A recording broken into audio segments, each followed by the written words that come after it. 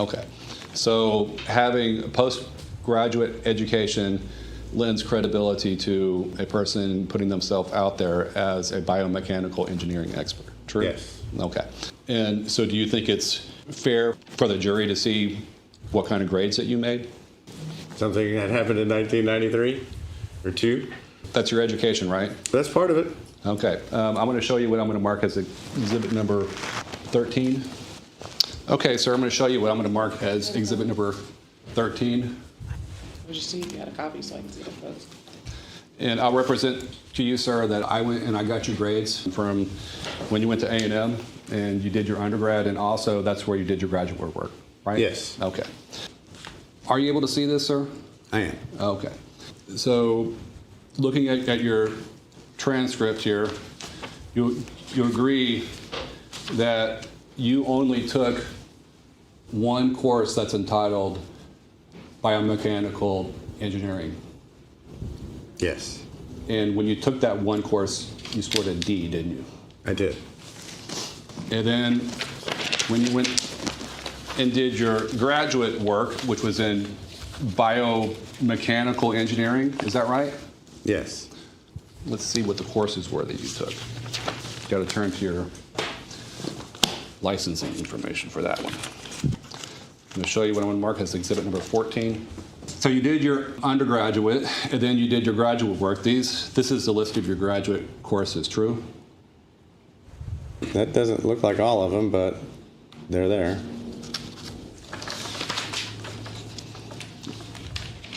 It's been a long time. I don't remember every course I took. Do you think that A&M didn't give us all the classes? I don't know. So does this appear to be the transcript from A&M that shows what you took in your graduate program in biomechanical engineering? I did take all those classes. It looks like there are 57 hours of graduate level work. Okay, sir. And 763. I guess that's right. Okay. And you agree that there is no graduate level biomechanical courses? Well, I mean, just because they don't have biomechanics in the name doesn't mean that they're not relevant or biomechanical. Did you take a graduate course entitled biomechanics? No. And so eventually what you had to do was you had to take a test, is that true? Yes. And it's true that you have only 4 times to pass that test, is that right? Yes. And that test is the test that the state of Texas uses in order to make sure that someone possesses the minimum amount of qualifications to be licensed as a professional engineer here in the state of Texas, true? Yes. And that's important, true? Yes. Okay. And you get 4 tries to pass that test, right? Yes. Okay. And it's true that when you took the test the first time, sir, you scored a 39, didn't you? That is true, but I had to give up on that one. Okay. But it looks like you tried again, and I'm referring to exhibit number 14. On exhibit number 14, you tried again, this time on June the 25th of 2002.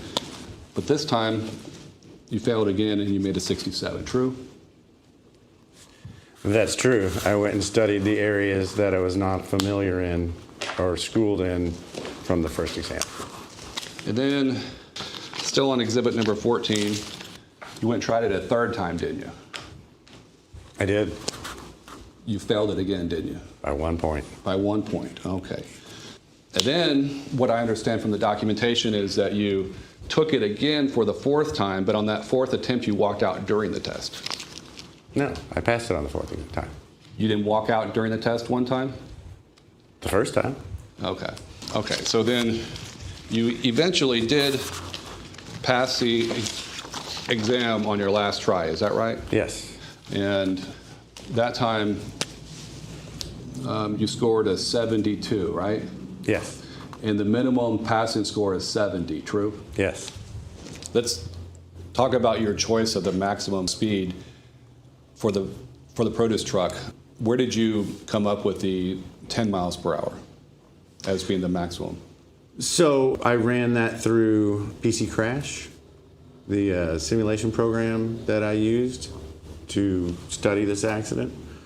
And 10 miles an hour was about the limit where I didn't see any kind of sliding. I wouldn't expect that, we were in a situation where the produce truck could roll. There's no evidence that, it skidded or tilted or anything like that. So I tested those numbers in PC Crash, and that seemed to be a good upper limit. And did you take into account any facts as far as Mr. Garcia's driving history? No, it didn't seem relevant as to whether or not he actually stayed in that lane. I'm going to show you what I'm going to mark as exhibit number 7, and I'll represent to you. This is employment records of Mr. Garcia from when he was working for a trucking company called Hardee's Fresh Foods. Have you seen that? I see that. If you go back to page number 5, driver had a pallet jack. Somehow the pallet jack damaged door enough for the door to open and the pallet jack to fall out. Have you considered any of that history? No, I don't find that relevant. Don't find that relevant. Our turn involves a right turn, true? Yes. I'm showing you what's on page number 6 of that exhibit. Does that appear to show also a right turn? It does. And you would agree from these records, it appears that what happened previously was Mr. Garcia has a history of taking right turns pretty fast. In this case, so fast where there was a pallet jack that actually came out of the back of the truck. So that does assume that you know how fast that truck needs to be going to cause the... That's fine. So he's going 20, 30 miles an hour around that corner. It assumes that he stayed in the lane. It assumes that, it assumes a lot. It's just a drawing and a statement. As I just testified, I took the witness's statements at face value. I modeled him running the red light, or the stop sign.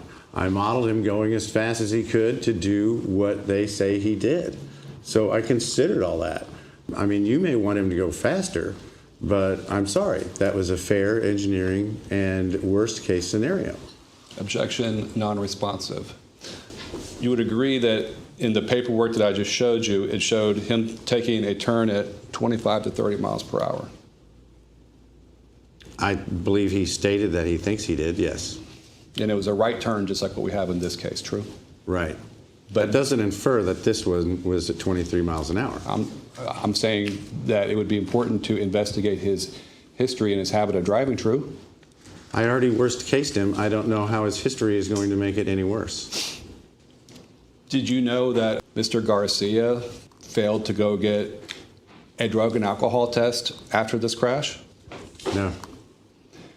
Did you know that he had previously been fired from a previous job for also failing to go get a drug and alcohol test? No.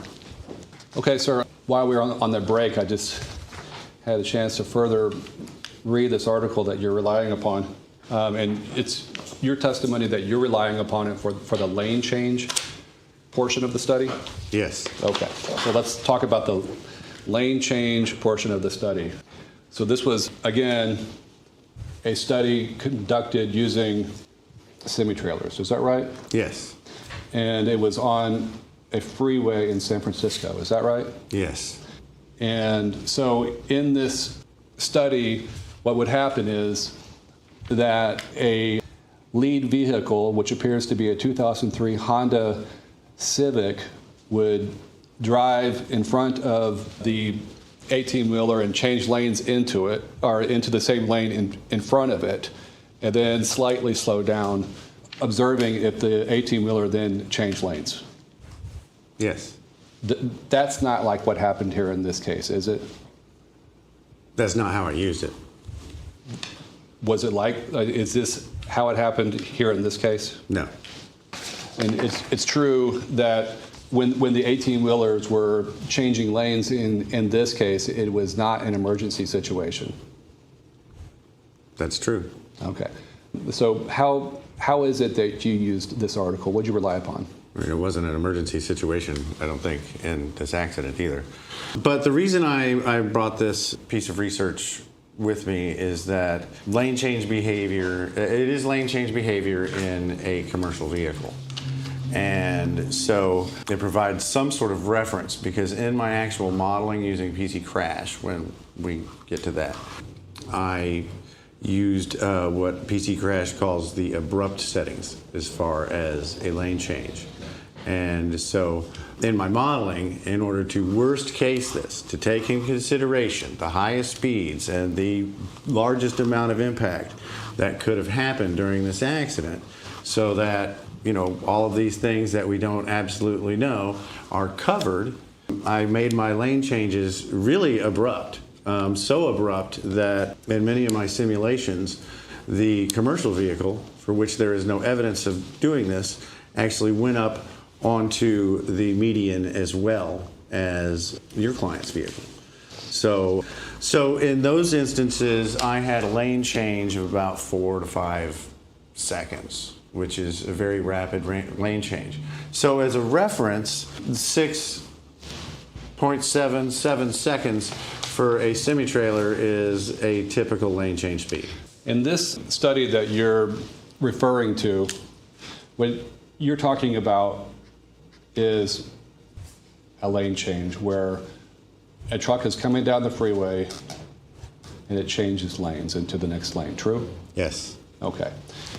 In our case, we have a stop sign, a street, and another street going that way, true? Yes. You agree those I are can't not... see everything, by the way. You agree those are not the same thing? Yes. Have you ever heard of the concept of junk in, junk out? Yes. Okay. And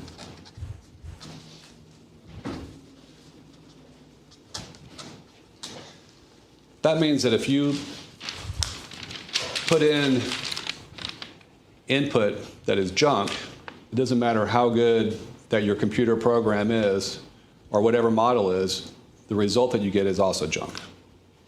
Sure. Okay. And in this case, we discussed you did not read the deposition of the eyewitness, true? Yes. You weren't there to see how the crash happened, true? Yes. You didn't go to the scene until years after the crash happened, true? Yes. Year and a half, I think. You never interviewed the investigating officer, true? True. You didn't perform an inspection of either vehicle, true? True.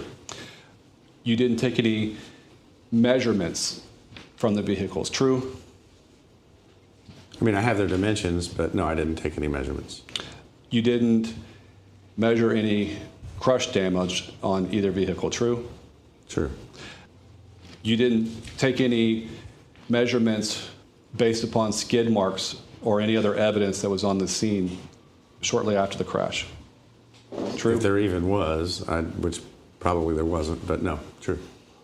It's true that you didn't obtain any of the black box data from the produce truck, true? I doubt it had black box data. And it's true that you didn't do any kind of crash testing of any vehicle in this case, true? Right, but that's not a typical reconstruction method. It's true that you didn't do any kinematic testing of either one of the occupants in either vehicle. What do you mean by kinematic testing? Do you know what a kinematic test is? Yes, I want to know if you did so I don't mislead you. Sir, okay, that would be testing with a crash test dummy.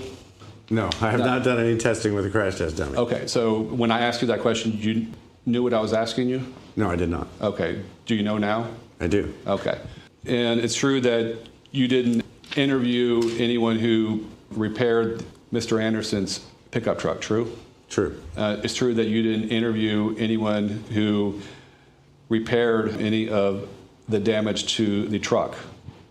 If it even got repaired, no, true. Okay. It's true that you didn't do any work to determine the stiffness coefficient of either vehicle. Wasn't necessary. Sir, before the break, we were about to get into some of the peak C crash files, but before we do, I just want to make sure and talk about the study that you've referred to before. The occupant kinematics and loading and slow speed lateral impacts. Is that one of the articles that you are relying upon in this case? Yes. Okay. And you agree that that study involved 2 restrained females, is that right? It did, yes. Okay. And would you agree with the statement that was made in that study that side impacts are the second leading cause of serious and fatal injuries in automobile crashes? That's not the entire sentence, so it's not, but yeah, it says that. Okay. And well, the only thing that's really left out of that is with 2,869 U.S. fatalities in 2016, period. Oh, yeah, I thought it went on with the next sentence about the higher severity, but yes, you're correct. Okay. And this is exhibit number 10. And going back, it looks like what they did was they had a crash test with those 2 females and some of them, and then I think some of them were using a crash test, what they call an anthropomorphic test device. Is that right? Yes. Okay. And you'll see here, this is the angles of the impacts that were used? Yes. Okay. In our case, would you agree that the produce truck came from a different angle than what's shown here in this study? Yes. And unlike the testimony in this case, in that study it says that there were no head contacts with the interior side vehicle structures. Is that true? That is true. And now, the delta V that we're talking about has to do with the delta V at the point of center of gravity of the pickup truck, true? Yes. And that is not the same thing as what the delta V is on particular parts of the people inside of the truck. It will be slightly different, but the center of gravity, delta V, is what's used in the literature. Okay, so you don't have information for us right now about what the delta V was to Mr. Anderson's neck or head. It would be very similar. It's close enough. Do you have that? No, at that point in space, no, because that's not the standard. Okay. Have you done anything to determine what the delta V would be, if that's even something that you can do, to Mr. Anderson's neck and head? Certainly it's something you can do. Have you done that? No, it's not standard. You agree that the occupants of the truck would sort of be able to move independently of what the movement of the pickup truck would be at the time of impact? They're their own bodies, but they're going to be affected by the truck. But it's a different set of numbers from the numbers experienced by the center line of the metal truck than of the people sitting in the seats. I mean, not really in this case. It's going to be very similar, and it ignores the time component, which is very important in this case. Okay. What information do you have regarding the time component? Simulations from PC Crash. Okay. So it's true that you didn't do any sort of testing to determine the reliability of the simulations by crash test as to Mr. Anderson's body? I did not go out and crash test cars and then determine to use that whether or not the PC crash is correct, because I would need to if I took a produce truck and crashed it into a Chevrolet. Okay. Because then I would have that. But that's the purpose of this, is to keep you from having to do that. Okay. Do you agree that it would be possible to do that? It's possible. No, you can take two cars and crash them together. That's physically possible. Okay. Can you please play for me what the animation is that you will be using at the trial in this case? I don't have any animations that I would use at trial at this time. Okay, sir. Thank you.